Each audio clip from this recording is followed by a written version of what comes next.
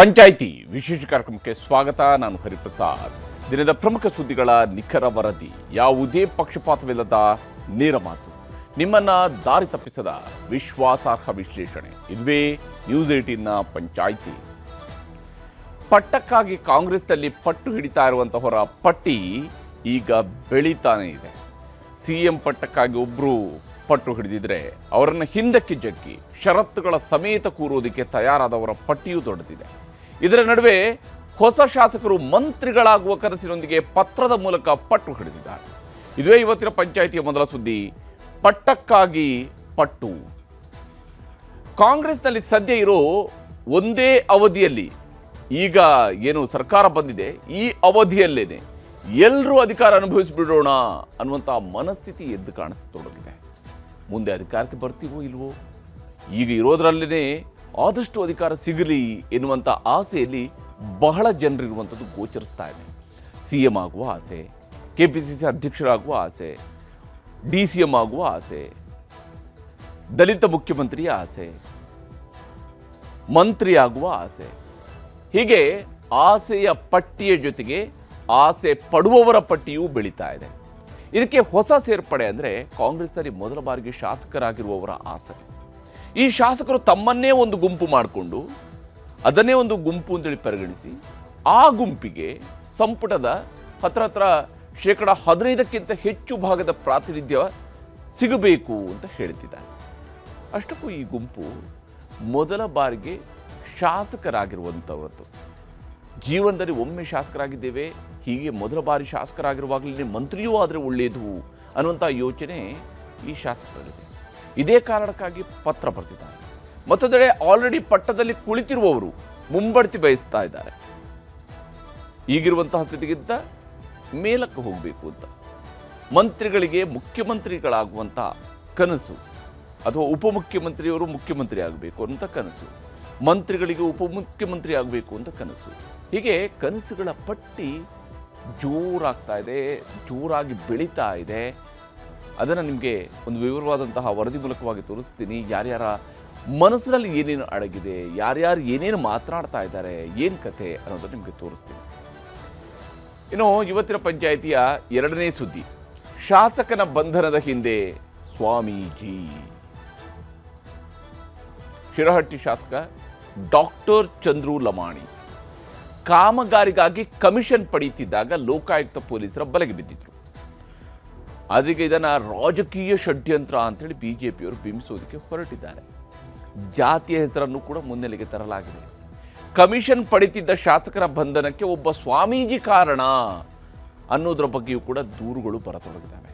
ಇಷ್ಟಕ್ಕೂ ನಿಜಕ್ಕೂ ಈತ ಕಮಿಷನ್ ಪಡಿತಾ ಇದ್ದುದನ್ನು ಒಬ್ಬ ಸ್ವಾಮೀಜಿಯೇ ಬಯಲಿಗೆಳೆದಿದ್ದಾರೆ ಅಂತೇಳಿ ಆದರೆ ಅದು ಒಳ್ಳೆಯ ಕಾರ್ಯ, ಭ್ರಷ್ಟಾಚಾರದ ವಿರುದ್ಧದ ಹೋರಾಟದ ಭಾಗ ಆಗಬೇಕೇ ಹೊರತು ಅದನ್ನು ಷಡ್ಯಂತ್ರ ಅಂತೇಳಿ ಕರೆಯುವಷ್ಟು ನಮ್ಮಲ್ಲಿ, ಹಾಗಾದರೆ ನಮ್ಮ ವ್ಯವಸ್ಥೆ ಒಳಗಡೆ ಭ್ರಷ್ಟಾಚಾರವನ್ನೂ ಕೂಡ ಇಲ್ಲ, ಅದವರ ಜವಾಬ್ದಾರಿ ಅನ್ನುವ ರೀತಿಯಲ್ಲಿ, ಅಂದರೆ ಒಬ್ಬ ಶಾಸಕರ ಜವಾಬ್ದಾರಿ ಭ್ರಷ್ಟಾಚಾರ ಮಾಡೋದು, ಕಮಿಷನ್ ಪಡೆಯೋದು ಕೂಡ ಆತನ ಅಧಿಕಾರ ಅನ್ನುವಂಥ ರೀತಿಯಲ್ಲಿ ಬಿಂಬಿಸುವ ಪ್ರಯತ್ನ ಇದೆಯಲ್ಲ, ರಾಜಕೀಯ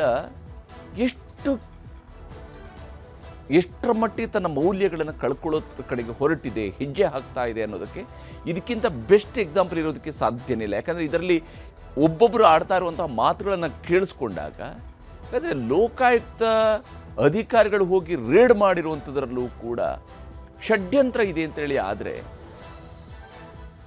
IT ED ಅವರು ದಾಳಿ ಮಾಡಿದಾಗ ಎದುರಾಳಿಗಳು ಷಡ್ಯಂತ್ರ ಇದೆ ಅಂತ ಹೇಳಿದಾಗ ಒಪ್ಕೊಳ್ಳೋದಿಲ್ಲ, ಲೋಕಾಯುಕ್ತ ಮಾಡಿದಾಗ ಷಡ್ಯಂತ್ರ ಇದೆ ಅಂತ ಅವ್ರು ಹೇಳಿದರೆ ಇವರು ಒಪ್ಕೊಳ್ಳೋದಿಲ್ಲ. ಈ ಥರದ ಗೊಂದಲವನ್ನು ಸೃಷ್ಟಿಸ್ತಾ ಇರೋದು ಯಾವ ಕಾರಣಕ್ಕಾಗಿ? ಅದರ ಬಗ್ಗಿನ ವಿವರಣೆಯನ್ನು ಕೂಡ ನಿಮಗೆ ನೀಡ್ತೀನಿ ಇವತ್ತಿನ ಪಂಚಾಯಿತಿಯ ಎರಡನೇ ಸುದ್ದಿಯಲ್ಲಿ. ಈಗ ಮೊದಲ ಸುದ್ದಿ ಕಡೆಗೆ ಹೋಗೋಣ. ಬಹಳ ಮುಖ್ಯವಾಗಿ ಪಟ್ಟಕ್ಕಾಗಿ ಪಟ್ಟು ಹಿಡಿದವರ ಕತೆ. ಪ್ರತಿಯೊಬ್ಬರಿಗೂ ಕೂಡ ಪಟ್ಟ ಬೇಕು. ಈಗಿರುವ ಪಟ್ಟ ಸಾಲದು, ಈಗಿಂದ ಮೇಲಿನ ಪಟ್ಟದಲ್ಲಿ ಕೂರಬೇಕು. ಯಾಕೆಂದರೆ ಆ ಮೇಲಿನ ಪಟ್ಟಕ್ಕಾಗಿ ಪಟ್ಟು ಹಿಡಿದು ಕುಳಿತಿರುವಂಥವರ ಪಟ್ಟಿ ಕಾಂಗ್ರೆಸ್ನಲ್ಲಿ ಬೆಳೀತಾ ಇದೆ.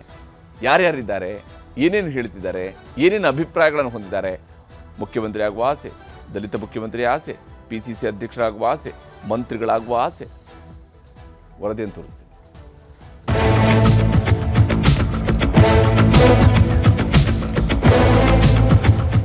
ಸೂಕ್ತವಾದಂಥ ದಲಿತ ನಾಯಕರನ್ನ ಒಂದಿನ ರಾಜ್ಯದ ಮುಖ್ಯಮಂತ್ರಿಯಾಗಿ ಕೂರಿಸಬೇಕು. ಹೈಕಮಾಂಡ್ ಅವರು ಡಿಸೈಡ್ ಮಾಡ್ತಾರೆ ಯಾವಾಗ ಸಂದರ್ಭ ಮತ್ತೊಂದು ಅದೆಲ್ಲ. ನಾನು ದಲಿತ ಸಚಿವ, ಅದ್ರಾಗೆ ಎರಡು ಮಾತಿಲ್ಲ. ಪಕ್ಷ ನಿರ್ಧಾರ ಮಾಡುತ್ತೆ. ಬದಲಾವಣೆ ನಿರ್ಣಯ ಅಲ್ಲ, ಗೊಂದಲ ನಿವಾರಣೆ. ರಾಜ್ಯ ಕಾಂಗ್ರೆಸ್ನಲ್ಲಿ ಗದ್ದುಗೆ ಗುದ್ದಾಟ ನಿಲ್ಲುತ್ತಿಲ್ಲ. ಒಂದೆಡೆ ಅಧಿಕಾರ ಹಂಚಿಕೆ ವಿಚಾರದಲ್ಲಿ ಸಿಎಂ ಡಿಸಿಎಂ ಬಣಗಳ ಫೈಟ್ ನಡೆಯುತ್ತಿದ್ರೆ, ಮತ್ತೊಂದೆಡೆ 3 ಡಿಸಿಎಂ ಆಗಬೇಕು, ದಲಿತರಿಗೆ ಸಿಎಂ ಪಟ್ಟ ಕಟ್ಟಬೇಕು ಅಂತ ದೊಡ್ಡ ಹುದ್ದೆಯ ಮೇಲೆ ಕಣ್ಣಿಟ್ಟವರು ಬಾಣ ಪ್ರಯೋಗಿಸುತ್ತಿದ್ದಾರೆ. ಇದರ ನಡುವೆ ಮೊದಲ ಬಾರಿ ಶಾಸಕರಾದವರು ನಮಗೂ ಸಂಪುಟದಲ್ಲಿ ಸ್ಥಾನ ಕೊಡಿ ಎಂದು ಹಕ್ಕು ಪ್ರತಿಪಾದನೆಗೆ ಮುಂದಾಗಿದ್ದಾರೆ. ಇದರ ನಡುವೆ ಕೆಪಿಸಿಸಿ ಸಾರಥಿ ಆಗಬೇಕು ಎಂಬ ಲೆಕ್ಕಾಚಾರ ಕೆಲವರಲ್ಲಿದೆ. ಹೀಗೆ ಎರಡೂವರೆ ವರ್ಷ ಪೂರೈಸುತ್ತಲೇ ಕಾಂಗ್ರೆಸ್ ಪಾಳ್ಯದಲ್ಲಿ ದಿನಕ್ಕೊಂದು ಮಾತು, ವಾರಕ್ಕೊಂದು ಟ್ರಿಪ್ ಇದ್ದೇ ಇದೆ. ಇದರ ಮಧ್ಯೆಯೇ ಸಿಎಂ ಡಿಸಿಎಂ ಒಗ್ಗಟ್ಟು ಪ್ರದರ್ಶಿಸಿದ್ದಾರೆ. ಕೇಂದ್ರ ಸರ್ಕಾರದ ವಿರುದ್ಧದ ಹೋರಾಟದಲ್ಲಿ ಪಾಲ್ಗೊಳ್ಳಲು ಚಿಕ್ಕಬಳ್ಳಾಪುರದ ಆವಲಗುರ್ಕಿಗೆ ಒಂದೇ ಹೆಲಿಕಾಪ್ಟರ್ನಲ್ಲಿ ಸಿಎಂ ಡಿಸಿಎಂ ಸುರ್ಜೇವಾಲಾ ಹೋಗಿದ್ದಾರೆ. ನರೇಗಾ ಬಚಾವೋ ಹೋರಾಟದ ವೇದಿಕೆಯಲ್ಲೂ ಜೊತೆಯಾಗೇ ಇದ್ದ ಸಿಎಂ ಡಿಸಿಎಂ ತಮ್ಮ ನಡುವೆ ಯಾವುದೇ ಮುನಿಸು ಮನಸ್ತಾಪಕ್ಕೆ ಎಡೆಮಾಡಿಕೊಡಲೇ ಇಲ್ಲ. ಕೇಂದ್ರ ಸರ್ಕಾರದ ವಿರುದ್ಧ ಹರಿಹಾಯ್ದ ಇಬ್ಬರು ನಾಯಕರು ನರೇಗಾ ಉಳಿಸುವ ಶಪಥ ಮಾಡಿದ್ರು. ಒಟ್ಟು 28% ಪರಿಶಿಷ್ಟ ಜಾತಿ ಪರಿಶಿಷ್ಟ ವರ್ಗ ಇವರು ಪಡ್ಕೊಳ್ತಾ ಇದ್ರು. ಇದನ್ನ ಇವತ್ತು ಕಿತ್ಕೊಳ್ತಕ್ಕಂಥ ಕೆಲಸವನ್ನ ಮಾಡ್ತಾ ಇದ್ದಾರೆ. 20 ವರ್ಷಗಳಿಂದ ಕಾಯ್ದೆ ಜಾರಿಯಲ್ಲಿತ್ತು, ಮನ್ರೇಗಾ ಕಾಯ್ದೆ. ಮಹಾತ್ಮ ಗಾಂಧೀಜಿಯವರ ಹೆಸರು ಯಾಕೆ ಇಟ್ಟಿದ್ರಪ್ಪ ಅಂತಂದ್ರೆ, ಗ್ರಾಮೀಣ ಪ್ರದೇಶಗಳ ಅಭಿವೃದ್ಧಿ ಆಗದೇನೆ ರಾಷ್ಟ್ರದ ಅಭಿವೃದ್ಧಿ ಆಗಲ್ಲ ಅಂತಕ್ಕಂಥದ್ದು ಮಹಾತ್ಮ ಗಾಂಧೀಜಿಯವರು ಹೇಳಿದಂತ ಮಾತು. ಕಾಂಗ್ರೆಸ್ ಯಾವಾಗಲೂ ಕೂಡ ಎಲ್ಲ ವರ್ಗದ ಜನರಿಗೆ ನಾವು ಕಾರ್ಯಕ್ರಮವನ್ನು ಕೊಟ್ಕೊಂಡು ಬದುಕಿನ ಬಗ್ಗೆ ಬದಲಾವಣೆಯನ್ನು ತರುವಂತ ಕೆಲಸ ಯಾವಾಗಲೂ ಕೂಡ ನಾವು ಮಾಡ್ಕೊಂಡು ಬರ್ತಾ ಇದ್ದೇವೆ. ಬಡ ಜನತೆಯ ಉದ್ಯೋಗವನ್ನ ಹೊಟ್ಟೆ ತುಂಬುವಂತ ಒಂದು ಕಾರ್ಯಕ್ರಮ ಇದೆಯಲ್ಲ, ಅವರ ಕೈಗೆ ಕೆಲಸವನ್ನು ಕೊಡುವಂತ ಕಾರ್ಯಕ್ರಮ ಇದೆಯಲ್ಲ, ಇಡೀ ದೇಶಕ್ಕೆ ಒಂದು ಬದಲಾವಣೆ, ಒಂದು ಕ್ರಾಂತಿಕಾರಿಯಾದಂತಹ ಕಾರ್ಯಕ್ರಮ. ಇವತ್ತು ಈ ನರೇಗಾ ಉಳಿಸಿ, ಈ ದೇಶ ಉಳಿಸಿ, ನಮ್ಮ ಹಳ್ಳಿಗಳನ್ನು ಉಳಿಸಿ, ರೈತರನ್ನ ಉಳಿಸಿ, ಕಾರ್ಮಿಕರನ್ನ ಉಳಿಸಿ, ಮಹಾತ್ಮ ಗಾಂಧೀಜಿಯವರ ಹೆಸರನ್ನು ಕೂಡ ಉಳಿಸಿ ಅಂತ ಕೇಳಲಿಕ್ಕೆ ಈ ಕಾರ್ಯಕ್ರಮವನ್ನು ನಾವು ರೂಪಿಸಿದ್ದೇವೆ. ಸಿಎಂ ಡಿಸಿಎಂ ಹೀಗೆ ಒಂದಾಗಿ ಕಾಣುತ್ತಿದ್ದರೂ ಸರ್ಕಾರ ಹಾಗೂ ಪಕ್ಷದಲ್ಲಿ ಎಲ್ಲವೂ ಸರಿಯಿಲ್ಲ ಅನ್ನೋದನ್ನ ಹೈಕಮಾಂಡ್ಗೆ ಮನವರಿಕೆ ಮಾಡಿಕೊಟ್ಟು ಬಂದಿದ್ದಾರೆ ಸತೀಶ್ ಜಾರಕಿಹೊಳಿ. ಗೊಂದಲ ಚರ್ಚೆಗಳಿಂದಾಗಿ ಪಕ್ಷ ಸರ್ಕಾರ ಅಷ್ಟೇ ಅಲ್ಲದೆ ಕಾರ್ಯಕರ್ತರ ಮೇಲೂ ಪರಿಣಾಮಗಳು ಬೀರುತ್ತಿವೆ ಎಂದು ಹೈಕಮಾಂಡ್ ಮುಂದೆ ರಾಜ್ಯದ ಪರಿಸ್ಥಿತಿ ಬಿಚ್ಚಿಟ್ಟಿದ್ದಾರೆ. ಇದೆಲ್ಲವನ್ನೂ ಕೇಳಿಸಿಕೊಂಡಿರುವ ಎಐಸಿಸಿ ಅಧ್ಯಕ್ಷ ಮಲ್ಲಿಕಾರ್ಜುನ್ ಖರ್ಗೆ ಶೀಘ್ರವೇ ಗೊಂದಲ ಬಗೆಹರಿಸುತ್ತೇವೆ ಎಂದು ಸತೀಶ್ ಜಾರಕಿಹೊಳಿ ಅವರಿಗೆ ಭರವಸೆ ನೀಡಿದ್ದಾರಂತೆ. ಆದರೆ ದೆಹಲಿಗೆ ಹೋಗಿ ಬಂದ ಮೇಲೆ ಇಂದು ನರೇಗಾ ಬಚಾವೋ ಕಾರ್ಯಕ್ರಮಕ್ಕೆ ಹೋಗದೆ ಕುಮಟಾದಲ್ಲಿದ್ದ ಸತೀಶ್ ಜಾರಕಿಹೊಳಿಗೆ ದೂರವಾಣಿ ಕರೆ ಮಾಡಿದ್ದಾರೆ ರಣದೀಪ್ ಸುರ್ಜೇವಾಲಾ. ಇದು ಹಲವು ಕುತೂಹಲಗಳಿಗೆ ಎಡೆಮಾಡಿಕೊಟ್ಟಿದೆ. ಬದಲಾವಣೆ ನಿರ್ಣಯ ಅಲ್ಲ, ಗೊಂದಲ ನಿವಾರಣೆ. ಗೊಂದಲ ನಿವಾರಣೆ ಮಾಡ್ಲಿಕ್ಕೆ ಅಂತಿಮ ಇಲ್ಲ ಗೊಂದಲ ನಿವಾರಣೆ ಮಾಡ್ತೀನಿ ಅಂದ್ರೆ ಸಿಎಂ ಅವರ ಬದಲಾವಣೆ ಮಾಡ್ಬೇಕಾಗಿ ಯಾರು ಹೇಳಿದ್ರೆ ಬದಲಾವಣೆ ಮಾಡೋದು ಮುಂದುವರೆದ್ರೆ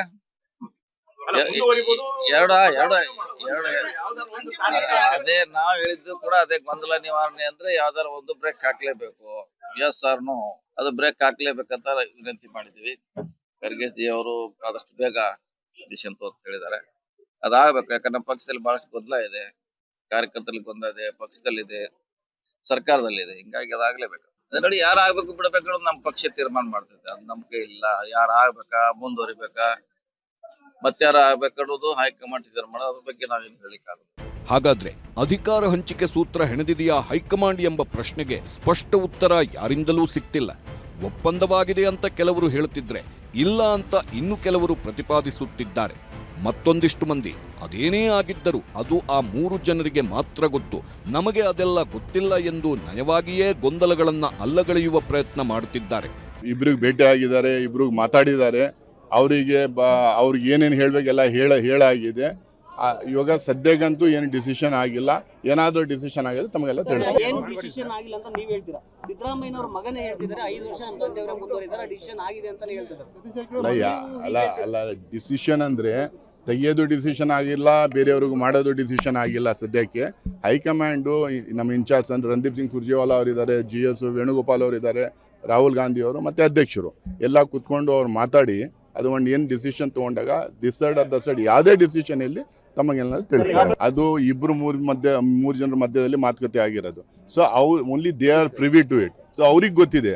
ಅದಕ್ಕೆ ಆ ಸಂದರ್ಭ ಬಂದಾಗ ಏನಾದರೂ ಡಿಸಿಷನ್ ತೊಗೋಬೇಕಂದ್ರೆ ಯಾವುದೇ ಥರದ್ದು ಈ ಕಡೆನ ಆ ಕಡೆ ಡಿಸಿಷನ್ ತೊಗೊಂಬಂದ್ಬಿಟ್ಟು ಡಿಸಿಷನ್ ತಿಳಿಸ್ತಾರೆ. ಯಾಕಂದರೆ ಒಂದು ನಿಮಿಷ, ಯಾಕಂದರೆ ಇವಾಗ 5 ಸ್ಟೇಟಲ್ಲಿ ಎಲೆಕ್ಷನ್ಸ್ ಬೇರೆ ಇದೆ, ಎಲ್ಲರೂ ಅದರಲ್ಲಿ ಬ್ಯುಸಿ ಇದ್ದಾರೆ. ಪಾರ್ಲಿಮೆಂಟ್ ನಡೀತಾ ಇರುತ್ತೆ, ಅದರಲ್ಲಿ ಬ್ಯುಸಿ ಇದ್ದಾರೆ. ಇಂಪಾರ್ಟೆಂಟ್ ಇಶ್ಯೂಸ್ ಬಂದಿದ್ದು, Indo-US ಡೀಲ್ ಬಂತು, ಈ ಸುಮಾರು ಇಶ್ಯೂಸ್ ಮೇಲೆ ಬೇರೆ ಇಶ್ಯೂಸಲ್ಲಿ ಎಲ್ಲ ಬ್ಯುಸಿ ಇರ್ತಾರೆ. ಹಂಗೆ ಏನಾದರೂ ಡಿಸಿಷನ್ ತೊಗೊಳ್ಳೋದಿದೆ ತೊಗೊಂಡು ತಮ್ಮನ್ನೆಲ್ಲ ತಿಳಿಸ್ತಾರೆ. ಸಿದ್ದರಾಮಯ್ಯ ಬಳಿಕ ದಲಿತರೇ ಸಿಎಂ ಆಗಬೇಕು. ಮಹದೇವಪ್ಪ ಮಾತಿಗೆ DKಶಿ ಖಡಕ್ ಟಾಂಗ್. ಈ ಮಧ್ಯೆ ಕಾಂಗ್ರೆಸ್ನಲ್ಲಿ ದಲಿತ ಸಿಎಂ ದಾಳ ಕೂಡ ಉರುಳಿದೆ. ಸಿದ್ದರಾಮಯ್ಯನವರ ಬಳಿಕ ದಲಿತರೇ ರಾಜ್ಯದ ಸಿಎಂ ಆಗಬೇಕು ಅಂತ ಡಾಕ್ಟರ್ HC ಮಹದೇವಪ್ಪ ಪ್ರತಿಪಾದನೆ ಮುಂದುವರೆಸಿದ್ದಾರೆ. ಮೊನ್ನೆಯಷ್ಟೇ ನಾನು ದಲಿತ ಸಿಎಂ ಆಕಾಂಕ್ಷಿ ಅಂದಿದ್ದ ಮಹದೇವಪ್ಪನವರು ಮುಂದಿನ ಸಿಎಂ ದಲಿತರೇ ಆಗಬೇಕು ಅಂತಿದ್ದಾರೆ. ಇದಕ್ಕೆ ಒಂದೇ ಮಾತಲ್ಲಿ ಟಾಂಗ್ ಕೊಟ್ಟಿದ್ದಾರೆ DK ಶಿವಕುಮಾರ್. ಮುಂದೆ ದಲಿತ ಮುಖ್ಯಮಂತ್ರಿ ಆಗಬಾರ್ದು ಅಂತ ಹೇಳಲ್ಲ, ಆಗಬೇಕು ಒಂದು ರಾಜ್ಯದಲ್ಲಿ. ಅದಕ್ಕೆ ಅವಕಾಶಗಳು ಸನ್ನಿವೇಶ ಬರಬೇಕು. ಕಾಂಗ್ರೆಸ್ ಹೈಕಮಾಂಡ್ನಿಂದ ಹಿಡಿದು ಸಿದ್ದರಾಮಯ್ಯರಿಂದ ಹಿಡಿದು ಎಲ್ಲರೂ ಸೇರಿ ಸೂಕ್ತವಾದಂಥ ದಲಿತ ನಾಯಕರನ್ನು ಒಂದಿನ ರಾಜ್ಯದ ಮುಖ್ಯಮಂತ್ರಿಯಾಗಿ ಕೂರಿಸಬೇಕು. ಮುಖ್ಯಮಂತ್ರಿಗಳು ಅವರು ಇದ್ದಾರೆ, ಸಿದ್ದರಾಮಯ್ಯರು ಅವರಿರೋ ತನಕ ಅವರೇ ಮುಖ್ಯಮಂತ್ರಿ. ನಂತರ ದಿನಗಳಲ್ಲಿ ಎಲ್ಲರೂ ಸೇರಿ ದಲಿತರನ್ನ ಮುಖ್ಯಮಂತ್ರಿ ಮಾಡಬೇಕು. ಅದು ಗೊಂದಲ ಆಗಬಾರ್ದು, ಪಕ್ಷಕ್ಕೆ ಮುಜುಗರ ಆಗಬಾರ್ದು. ಅವರು ನಮ್ಮ ನ್ಯಾಷನಲ್ ಲೀಡ್ರು, ಇಲ್ಲಿಂದನೇ ಅವ್ರಿಗೆ ನಮಸ್ಕಾರ. ಅವರು ನಮ್ಮ ನ್ಯಾಷನಲ್ ಲೀಡ್ರು, ಇಲ್ಲಿಂದನೇ ಅವ್ರಿಗೆ ನಮಸ್ಕಾರ. ಕಾಂಗ್ರೆಸ್ನೊಳಗಿನ ದಲಿತ ಸಿಎಂ ಪೈಪೋಟಿಗೆ ಸಹಜವಾಗೇ ಬಿಜೆಪಿ ಟಕ್ಕರ್ ಕೊಟ್ಟಿದೆ. ಹಂಗೆ ನೋಡಿದ್ರೆ ಇವತ್ತು DK ಶಿವಕುಮಾರ್ ಸಿಎಂ ಆಗಿರಬೇಕಿತ್ತು ಅಂತ ಹೊಸ ಬಾಂಬ್ ಹಾಕಿದ್ದಾರೆ ಕುಮಟ ಶಾಸಕ ದಿನಕರ್ ಶೆಟ್ಟಿ. DK ಶಿವಕುಮಾರ್ ಅವರು ಮತ್ತು ಸಿದ್ದರಾಮಯ್ಯನವರು ಇಬ್ಬರು ಹೈಕಮಾಂಡ್ನಲ್ಲಿ ಮುಖ್ಯಮಂತ್ರಿ ಸ್ಥಾನದಲ್ಲಿ ಇದನ್ನೇನು 50-50 ಮಾಡಿದ್ರು ಅನ್ನುವಂಥದ್ದನ್ನು ಬಹಳ ದೊಡ್ಡದ ಸುದ್ದಿ ಇತ್ತು. ಆ ಪ್ರಕಾರ ಇವತ್ತು DK ಶಿವಕುಮಾರ್ ಅವರು ಮುಖ್ಯಮಂತ್ರಿ ಆಗಬೇಕು ಅನ್ನುವಂಥದ್ದು. ತಮ್ಮ ಮುಖ್ಯಮಂತ್ರಿ ಕುರ್ಚಿ ಅಳ್ಳಾಡಬೇಕಾದ್ರೆ ಸಮಾಜ ನೆನಪಾಗ್ತದೆ. ಆದರೆ ಸಮಾಜದ ಬಡವರು ಇವತ್ತು ಬೀದಿಗಿಳಿದಿದ್ದಾರೆ, ಇವತ್ತು ತೊಂದರೆಯಲ್ಲಿದ್ದಾರೆ. ಅವರ ಸಮಸ್ಯೆಗೆ ಪರಿಹಾರ ಕೊಡೋದಕ್ಕೆ ನಾವು ತಯಾರಿಲ್ಲ. ಇದು ತಮ್ಮ ಸಮಾಜ ಕೂಡ ಇವತ್ತು ಪ್ರಶ್ನೆ ಮಾಡ್ತಾ ಇದೆ. ಇವತ್ತು ದಲಿತರನ್ನ ಮುಖ್ಯಮಂತ್ರಿ ಮೊದಲು ಮಾಡಬೇಕಾಗಿರುವಂಥದ್ದು ದಲಿತರ ಋಣದಲ್ಲಿರುವಂಥ ಕಾಂಗ್ರೆಸ್ನವ್ರು ಮಾಡಬೇಕು. ಕಾಂಗ್ರೆಸ್ನಲ್ಲಿ ಆಗ್ತಾರೆ ಅಂತ ಹೇಳಕತ್ತಿ 25 ವರ್ಷ ಆಯ್ತು, ಮುಗಿಗೆ ತುಪ್ಪ ಹಚ್ಚೋ ಕೆಲಸ ಮಾಡ್ತಾ ಇದ್ದಾರೆ. ನಿಜವಾಗ್ಲೂ ಕೂಡ ರಾಜಕೀಯ ಬದ್ಧತೆ ಇದ್ದರೆ ಅವರಿಗೆ ದಲಿತರಿಗೆ ಏನು ಭಿಕ್ಷೆ ಅಲ್ಲ, ಅದು ಹಕ್ಕನ್ನು ಕೊಡಬೇಕು.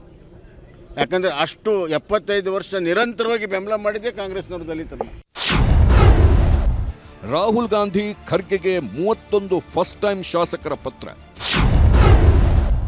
ಸಂಪುಟ ಪುನರಚನೆ ಜೊತೆ ಮಂತ್ರಿ ಸ್ಥಾನಕ್ಕೆ ಡಿಮ್ಯಾಂಡ್.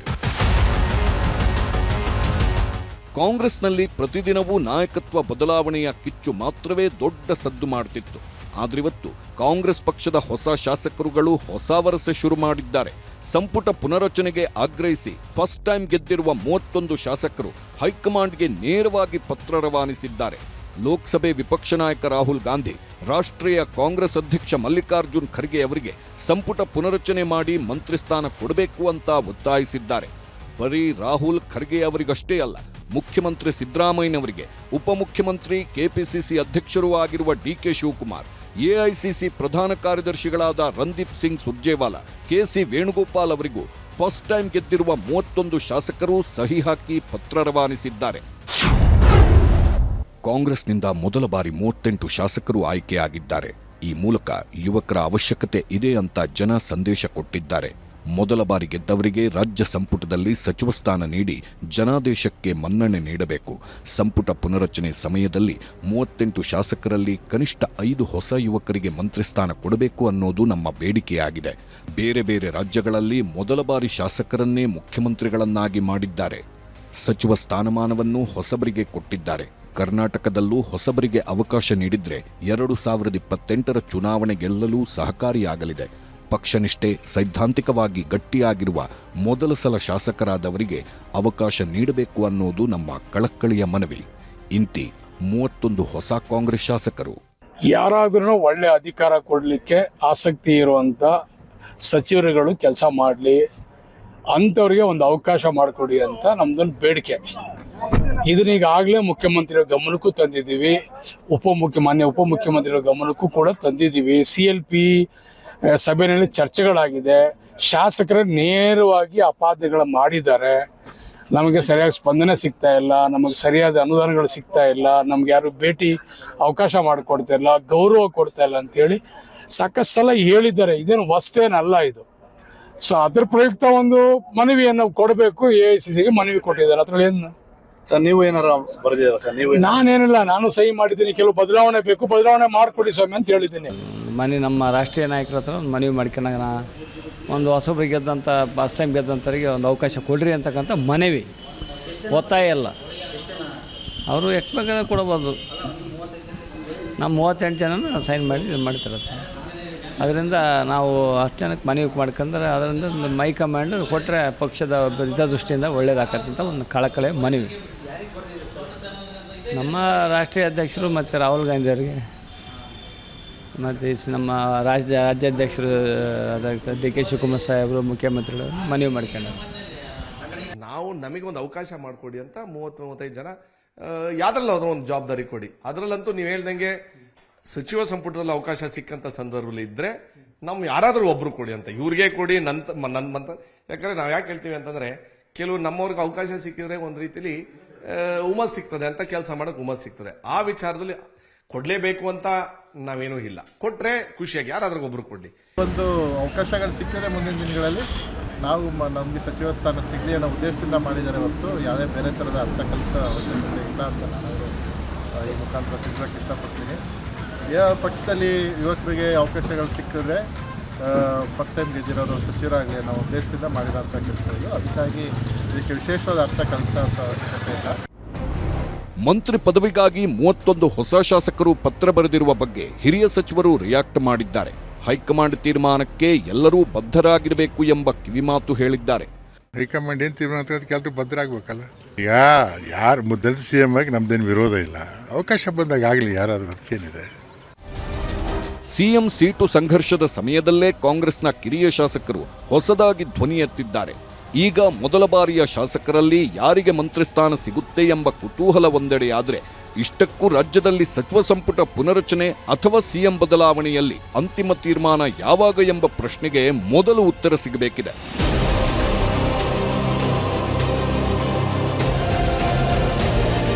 Bureau report, news 18. ಹೀಗೆ ಇಲ್ಲಿ ಪಟ್ಟಕ್ಕಾಗಿ ಪಟ್ಟು ಹಿಡಿದು ಕುಳಿತವರ ಪಟ್ಟಿ ವಿಚಾರ ಆದರೆ, ಎರಡನೇ ಸುದ್ದಿ ಕಡೆಗೆ ಹೋಗೋಣ. ಶಾಸಕನ ಬಂಧನದ ಹಿಂದೆ ಸ್ವಾಮೀಜಿ ಇದ್ದಾರಂತೆ. ಯಾವ ಕಾರಣಕ್ಕೆ ಹಾಗಾದರೆ? ಏನಿದು ಆರೋಪ? ಸ್ವಾಮೀಜಿ ಏನು ಹೇಳ್ತಿದ್ದಾರೆ ಅನ್ನೋದು ನಿಮಗೆ ತೋರಿಸ್ತೀನಿ. ಬಹಳ ಮುಖ್ಯವಾಗಿ ಲಂಚ ಸ್ವೀಕರಿಸಿದಂತಹ ಸಂದರ್ಭದಲ್ಲಿ BJP ಶಾಸಕ ಡಾಕ್ಟರ್ ಚಂದ್ರು ಲಮಾಣಿ ಜೈಲು ಪಾಲಾಗಿದ್ದಾರೆ. ರೆಡ್ ಹ್ಯಾಂಡ್ ಆಗಿ ಸಿಕ್ಕಾಕೊಂಡಿದ್ದಾರೆ.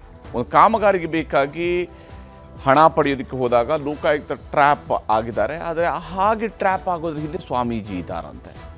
ಇದು ಸ್ವಾಮೀಜಿ ವಿರುದ್ಧದ ಆರೋಪ. ಅದರಲ್ಲಿ ಗವಿಮಠದ ಕುಮಾರ ಮಹಾರಾಜ ಸ್ವಾಮೀಜಿಯವರ ಕೈವಾಡ ಇದೆ ಅನ್ನುವಂಥ ಆರೋಪವನ್ನು ಮಾಡ್ತಾ ಇದ್ದಾರೆ. ಸ್ವಾಮೀಜಿ ಬಳಸ್ಕೊಂಡು ಟ್ರ್ಯಾಪ್ ಮಾಡಲಾಗಿದೆ ಅಂತೇಳಿ ರಮೇಶ್ ಜಾರಕಿಹೊಳಿ ಅವರು ಕೂಡ ಆರೋಪವನ್ನು ಮಾಡಿದ್ದಾರೆ. BJPಯ ಹಿರಿಯ ಶಾಸಕರು ಕೂಡ ಆರೋಪವನ್ನು ಮಾಡಿದ್ದಾರೆ. ಮಾಜಿ ಮುಖ್ಯಮಂತ್ರಿಯವರದ್ದು ಕೂಡ ಆರೋಪ ಇದೆ, ಇದು ರಾಜಕೀಯ ಷಡ್ಯಂತ್ರ ಅಂತ ಹೇಳಿ. ಆರೋಪಕ್ಕೂ ಲೋಕಾಯುಕ್ತ ಟ್ರ್ಯಾಪ್ಗೂ ಸಂಬಂಧ ಇಲ್ಲ ಅಂತ ಹೇಳಿ ಸ್ವಾಮೀಜಿಯವರು ಸ್ಪಷ್ಟನೆಯನ್ನು ಕೊಟ್ಟಿದ್ದಾರೆ. ಇವರು ಮಾಡ್ತಾ ಇರುವಂಥ ಆರೋಪಕ್ಕೆ ಹಾಗೆ ಲೋಕಾಯುಕ್ತ ಟ್ರ್ಯಾಪ್ಗೆ ಇದಕ್ಕೆ ಯಾವುದಕ್ಕೂ ಸಂಬಂಧ ಇಲ್ಲ ಅಂತ ಹೇಳ್ತಿದ್ದಾರೆ. ಹಾಗೂ ಆಡಿಯೋದಲ್ಲಿ ಮಾತನಾಡಿರುವಂಥದ್ದು ನಿಜ, ಆದರೆ ಅದು 6 ತಿಂಗಳ ಹಿಂದಿನದ್ದು. ಈಗಾಗಲೇ ವೈರಲ್ ಆಗಿರ್ತಕ್ಕಂಥ ಆಡಿಯೋ, ಆ ಆಡಿಯೋದಲ್ಲಿ ನಾನೇ ಮಾತನಾಡಿದ ನಿಜ, ಆದರೆ ಅದು 6 ತಿಂಗಳು ಹಳೆಯದ್ದು ಅನ್ನೋಂಥನ್ನ ಸ್ವಾಮೀಜಿ ಹೇಳ್ಕೊಂಡಿದ್ದಾರೆ. ಮತ್ತು ಅಕ್ರಮ ಗಣಿಗಾರಿಕೆ ವಿರುದ್ಧ ಹೋರಾಟ ಮಾಡಿದ್ದಕ್ಕೆ ಶಾಸಕರನ್ನು ನಾನು ಪ್ರಶ್ನಿಸಿದ್ದೆ ಅನ್ನುವಂಥದ್ದನ್ನು ಹೇಳಿದ್ದಾರೆ. ನಾನು ಅಕ್ರಮ ಗಣಿಗಾರಿಕೆ ವಿರುದ್ಧ ಹೋರಾಟದ ಸಂದರ್ಭದಲ್ಲಿ ಶಾಸಕರನ್ನು ಪ್ರಶ್ನಿಸಿದ್ದೆ, ಶಾಸಕರು ನನ್ನನ್ನು ಗ್ರಾಮದಿಂದ ಓಡಿಸೋದಕ್ಕೆ ಸಂಚು ರೂಪಿಸಿದ್ರು ಅನ್ನುವಂಥ ಆರೋಪವನ್ನು ಇದೇ ಸ್ವಾಮೀಜಿ ಮಾಡ್ತಾ ಇದ್ದಾರೆ. ಅಷ್ಟೇ ಅಲ್ಲದೆ ಅವ್ರು ಹೇಳ್ತಾ ಇರುವಂಥದ್ದು ಮಠವನ್ನು ಬಿಡಿಸಿದರೆ 18 ಲಕ್ಷ ಕೊಡಿಸ್ತೀವಿ ಹೇಳಿ ಆಮಿಷ ಒಡ್ಡಿದ್ರಂತೆ. ಈ ರೀತಿಯಾಗಿ ಸ್ವಾಮೀಜಿಯನ್ನೇ ಮಠ ಬಿಡಿಸುವಂತಹ ಪ್ರಯತ್ನಕ್ಕೆ ಮುಂದಾಗಿದ್ದಾರೆ. ಚುನಾವಣೆ ನಿಲ್ಲಬಾರ್ದು ಅಂತೇಳಿ ಟಿಕೆಟ್ ತಪ್ಪಿಸೋದಕ್ಕೂ ಕೂಡ ಪ್ರಯತ್ನವನ್ನು ನಾನು ಮಾಡಿದ್ದೀನಿ ಅನ್ನುವಂತಹ ಅಭಿಪ್ರಾಯವನ್ನು ಕೂಡ ವ್ಯಕ್ತಪಡಿಸಿದ್ದಾರೆ ಸ್ವಾಮೀಜಿ. ಅಷ್ಟೇ ಅಲ್ಲದೆ ಆದರೆ ಲೋಕಾಯುಕ್ತ ಟ್ರ್ಯಾಪ್ಗೂ ಹಳೆ ಕೇಸ್ಗೂ ಸಂಬಂಧ ಇಲ್ಲ ಅಂತೇಳಿ ಸ್ವಾಮೀಜಿ ಸ್ಪಷ್ಟನೆಯನ್ನು ಕೊಡ್ತಿದ್ದಾರೆ, ಸಮಜಾಯಿಷಿಯನ್ನು ಕೊಡ್ತಾ ಇದ್ದಾರೆ. ಹಾಗಾದರೆ ಈ ವಿಚಾರದಲ್ಲಿ ಯಾರ್ಯಾರು ಏನೇನು ಹೇಳ್ತಿದ್ದಾರೆ ಅನ್ನೋದನ್ನು ನಿಮ್ಗೆ ತೋರಿಸ್ತೀನಿ. ಆಡಿಯೋದಲ್ಲಿರುವಂತ ವಾಯ್ಸು ನಂದಲ್ಲ. ನನ್ನ ಹೆಸರು ತೊಗೊಂಡು ಸೋನು ಲಂಬಾಣಿ ಅಂತ ಅವರು ನನ್ನ ಹೆಸರು ಮೇಲೆ ಮಾತಾಡಿರುವಂತದ್ದು ಕುಮಾರ್ ಮಹಾರಾಜರು. ಅವರು ನಮ್ಮ ಸಮಾಜದ ಗುರುಗಳು. ಅವ್ರು ಆ ತರ ಮಾತಾಡಬಾರ್ದಾಗಿತ್ತು. ಇವತ್ತು ನಮ್ಮ ಸಮಾಜದ ಶಾಸಕರ ಮೇಲೆ ಷಡ್ಯಂತ್ರ ಮಾಡೋದು ತಪ್ಪು ಅಂತ ನನ್ನ ಅಭಿಪ್ರಾಯ ಇದೆ. ನನ್ನ ಮಾಹಿತಿ ಪ್ರಕಾರ ಅದೇ ಸಮಾಜದ ಒಬ್ಬ ಸ್ವಾಮೀಜಿಯವರು ಒಬ್ಬ ದಲಿತ ಸಮಾಜದ ಕಾಂಟ್ರಾಕ್ಟರ್ನ ಬಳಸ್ಕೊಂಡು, ಯಾಕಂದ್ರೆ ದುಡ್ಡಿನ ವ್ಯವಹಾರ ಇರ್ತೈತಿ. ಯಾರು ವಿದ್ಯಾವಂತ ಶಾಸಕದಾಗ ನೇರವಾಗಿ ತನ್ನ ಚೇಂಬರ್ ಕರ್ಕೊಂಡು ಹೋಗ್ತಾ ಒಂದು ಮೂರ್ತನ ಯಾರು ಮಾಡೋದಿಲ್ಲ. ಇಲ್ಲಿ ಶಾಸಕರನ್ನ ಅವರದೇ ಸಮುದಾಯದ ಸ್ವಾಮೀಜಿ ಮೂಲಕವಾಗಿ ಟ್ರ್ಯಾಪ್ ಮಾಡಿಸಿದ್ದಾರೆ ಅಂತ ಹೇಳ್ತಾರೆ. ಆದರೆ ಸ್ವಾಮೀಜಿ ಇದ್ರ ಬಗ್ಗೆ ಏನು ಹೇಳಿದ್ದಾರೆ ಅನ್ನೋದನ್ನು ನಿಮ್ಗೆ ತೋರಿಸ್ತೀನಿ. ಅಡವೆ ನಂದೇ ಹೌದು, ನಾನು ಮಾತಾಡಿದ್ದು ಕೂಡ ನಿಜ ಇದೆ. ನಮ್ಮ ಮಧ್ಯೆ ಅವ್ರ ಮಧ್ಯೆ ಗಣಿಗಾರಿಕೆ ವಿರುದ್ಧ ನಾನು ಮಾತಾಡ್ಕೊಂತ ಬಂದಿದ್ದೆ. ನಮ್ಮೂರಲ್ಲಿ ತಮ್ಮ ನ್ಯೂಸ್ನವರೆಲ್ಲರೂ ಪ್ರಸಾರವನ್ನು ಮಾಡಿದ್ದೀರಿ. 100-150 ಮನೆಗಿಂತ ಹೆಚ್ಚು ಮನೆಗಳನ್ನು ಬ್ಲಾಸ್ಟ್ ಮಾಡಿ ಹೊಡೆದಿರ್ತಕ್ಕಂಥವು ಇದ್ದವು. ಅಲ್ಲಿ ಅನೇಕ ಗಣಿಗಾರಿಕೆಗಳು ಕ್ರಷರ್ಗಳು ಜಾಸ್ತಿ ಆಗಿದ್ದವು. ಅದರ ವಿರುದ್ಧ ಹೋರಾಟವನ್ನು ಮಾಡುವಾಗ ಇವರೇ ಚಂದ್ರು ಲಮಾಣಿಯವರು ನಮ್ಮ ಊರಿನಲ್ಲಿರ್ತಕ್ಕಂಥ ಹಿರಿಯರನ್ನ ಎಬ್ಬಿಸಿ ನಮ್ಮನ್ನು ಮಠವನ್ನು ತೇಜೋವಧಿಕ್ಕೆ, ನಮ್ಮ ಹೆಸರಿಗೆ ತೇಜೋವಧಿ ಆಗ್ತಕ್ಕಂಥ ಕೆಲಸಗಳನ್ನು ಚಂದ್ರು ಲಮಾಣಿಯವರು ಮಾಡಿದರು. ದುಡ್ಡನ್ನು ಕೊಡ್ತೀವಿ ಸ್ವಾಮೀಜಿಯವರಿಗೆ ಮಠವನ್ನು ಬಿಡಿಸ್ರಿ ಅಂತೇಳಿ ಇವರೇ ಖುದ್ದಾಗಿ ಮಾತಾಡಿದ ಆಡವೆ ಕೂಡ ನನ್ನ ಹತ್ರ ಇದೆ. ಈಗೇನು ಬಿಡುಗಡೆ ಆಗಿದೆ ಆ ಆಡವೆ ನಂದೇ ಹೌದು. ಈಗ ಹಾಕಿರ್ತಕ್ಕಂಥ ಟ್ರ್ಯಾಪಿಗೆ ನನಗೆ ಸಂಬಂಧವೇ ಇಲ್ಲ. ಅದು ಏನಾದ್ರು ಸಂಬಂಧ ಐತೆ ಅಂತೇಳಿ ಅದನ್ನು ಪ್ರೂವ್ ಮಾಡಿದರೆ ಅವ್ರು ಏನು ಶಿಕ್ಷೆ ಕೊಟ್ಟರು ಅದಕ್ಕೆ ನಾನು ಅನುಭವಿಸ್ತೇನೆ. ಸ್ವಾಮೀಜಿ ಅವರಿಗೆ ಮಠವನ್ನು ಬಿಡಿಸಿದ್ರೆ ಅಂದ್ರೆ ನಿಮ್ಗೆ 18 ಲಕ್ಷ ರೂಪಾಯಿಯನ್ನು ಕೊಡ್ತೀನಿ ಅಂತೇಳಿ ಊರನವರಿಗೆ ಕಾಲ್ ಮಾಡಿ ಅನ್ನು ಕೂಡ ತಿಳಿಸಿರ್ತಾರೆ ಅವರು. ಮತ್ತು ಸ್ವಾಮಿಗಳಿಗೆ ಅವ್ರನ್ನ ಬಂದ ನಂತರ ಅವ್ರಿಗೆ ಬೇರೆ ಒಂದು ವ್ಯವಸ್ಥೆನೂ ಕೂಡ ನಾವು ಮಾಡಿದ್ದೀವಿ. ಬೇರೆ ಅಂದರೆ ಅದನ್ನು ನಿಮ್ಗೆ ಹೇಳ್ತೀನಿ, ನಿಮ್ಗೆ ಅದನ್ನು ರೆಕಾರ್ಡಿಂಗ್ ಹಾಕಿದ್ರೆ ನೀವೇ ಕೇಳ್ತೀರಿ. ಭಾಳ ಅವಾಚ್ಯ ಶಬ್ದಗಳಿದಾವು. ಅದನ್ನು ನನಗೆ ಹೇಳಲಿಕ್ಕೆ ನನಗೆ ಇಚ್ಛಾ ಪಡೋದಿಲ್ಲ. ಅದನ್ನು ಮಾಧ್ಯಮದ ಮುಖಾಂತರ ನಾನು ಟಿಕೆಟ್ ತಪ್ಪಿಸ್ಬೇಕಂದಿದ್ದು ನಿಜ ಇದೆ, ತಪ್ಪು ಬೇಕು. ಮುಂದೂ ಕೂಡ ನಾನು ಹೇಳ್ತೇನೆ, ಇಂಥವ್ರ ಭ್ರಷ್ಟರಿಗೆ ಟಿಕೆಟನ್ನು ಕೊಡಬಾರ್ದು. ಒಂದು BJP ಪಕ್ಷ ಅನ್ನೋದು ಶಿಸ್ತಿನ ಪಕ್ಷ. ಅದು ಇಂಥ ಪಕ್ಷದಲ್ಲಿ ಇಂಥ ಭ್ರಷ್ಟರು ಇರಬಾರ್ದು. ಈ ಮೂಲಕ ನಾನು ಹೇಳಲಿಕ್ಕೆ ಇಚ್ಛಾಪಡ್ತೀನಿ. ಯಾಕೆ ಇರಬಾರ್ದು ಅಂದರೆ, ಯಾರನ್ನ ಬಿಟ್ಟಾರ ನಮ್ಮ ತಾಲೂಕಲ್ಲಿ ಅವರು, ಯಾವ ಸಮುದಾಯವನ್ನು ಬಿಟ್ಟಿದ್ದಾರೆ, ಎಲ್ಲರ ಮೇಲೂ ಅಟ್ರಾಸಿಟಿ ಕೇಸುಗಳನ್ನು ಹಾಕಿಸೋದು, ಅಧಿಕಾರಿಗಳನ್ನು ತೊಂದರೆ ಕೊಡೋದು, ಬೇರೆ ಒಬ್ಬ ರೈತ ಮಾಂಡ್ರೆ ಅಂತೇಳಿ ಅವ್ರ ಮೇಲೂ ಕೂಡ ಅವರು ಬೆದರಿಕೆಗಳನ್ನು ಹಾಕೋದು, ನಡ ಮುರಿತೀನಿ ಸೊಂಟ ಮುರಿತೀನಿ, ನಮಗೂ ಕೂಡ ಆ ಥರದ ಶಬ್ದಗಳು ಬಳಸಿರ್ತಕ್ಕಂಥವು ಇದಾವೆ. ಹೀಗೆ ಇಲ್ಲಿ ಸ್ವಾಮೀಜಿ ಕೂಡ ನೇರವಾದಂಥ ಆರೋಪವನ್ನು ಮಾಡ್ತಾ ಇದ್ದಾರೆ, ಸ್ಪಷ್ಟನೆಯನ್ನು ಕೂಡ ಕೊಟ್ಟಿದ್ದಾರೆ. ಆಯ್ತು ಇವತ್ತಿನ ಪಂಚಾಯಿತಿ. ನಮಸ್ಕಾರ.